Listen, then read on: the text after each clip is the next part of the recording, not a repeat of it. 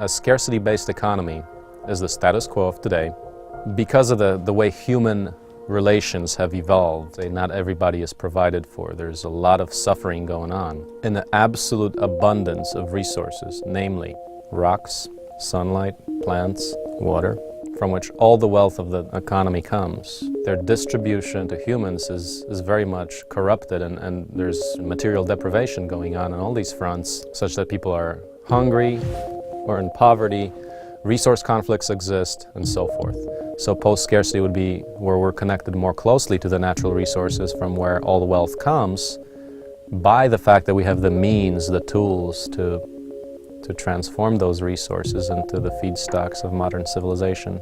Open source ecology refers to the integration of human and natural ecosystems along the lines of open source principles. When we say open source, that means open collaboration, open sharing of development and ultimately of economically significant information. We're developing the Global Village Construction Set as a means to show that, one, we can create a real community based on these technologies and achieve post-scarcity. The Global Village Construction Set is a set of 50 different industrial machines that allow for the easy fabrication of all the different products that it takes to create a small civilization with modern comforts. Everything from a tractor to an oven to a circuit maker.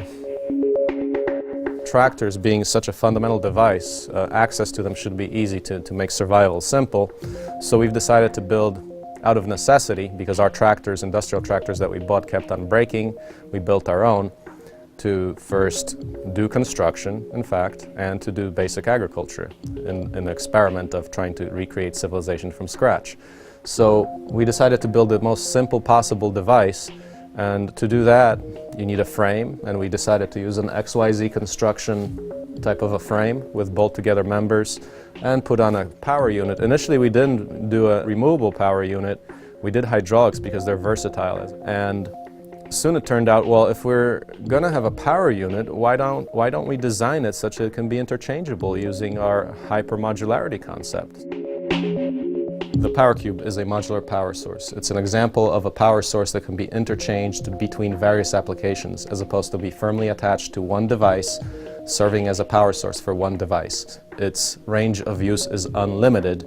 The key to making it so versatile is that you're transmitting power from this power cube by means of hydraulics, which is hydraulic oil flowing in tubes, which therefore allows you to carry large amounts of power in a very flexible way by quick connect couplers that plug in from the power cube into the device that you're powering. Currently we're using petrochemical hydraulic fluid because that's the only thing that's available on the market. Now there also is available canola oil with additives as a biohydraulic fluid, and that's something we can grow on the farm here with our combine and oil expression and have locally made hydraulic fluid. Combined with the local production of hydraulic motors and modern steam engines, you can have a total resilient infrastructure for producing power. Compressed earth brick presses. We call it the liberator, as in liberating you from the main cost in your life, which is housing. If you have one of these machines, you can make bricks, which in principle can suffice to build an entire house, including roofing and flooring. Compressed earth brick, to my knowledge, is the only technique that's rapid construction, requires minimal equipment, and can get you both natural and industrial scale building. It's driven by hydraulic power from a power cube, so you can stand a power cube alone. The basic design of the machine is a compression frame. So you start with that frame, which basically is this part from here to there, and the rest is everything that supports that compression. So you've got the secondary cylinder that moves a drawer in and out to load soil. You've got a huge hopper that can be loaded with a tractor. We are the only operation, or only CEB pressing operation that does this, which means a device that pulverizes and loads the soil in one step. If you use double CEB walls with straw bales in between, that's a hybrid CEB straw bale construction. That, to me, could perhaps be the next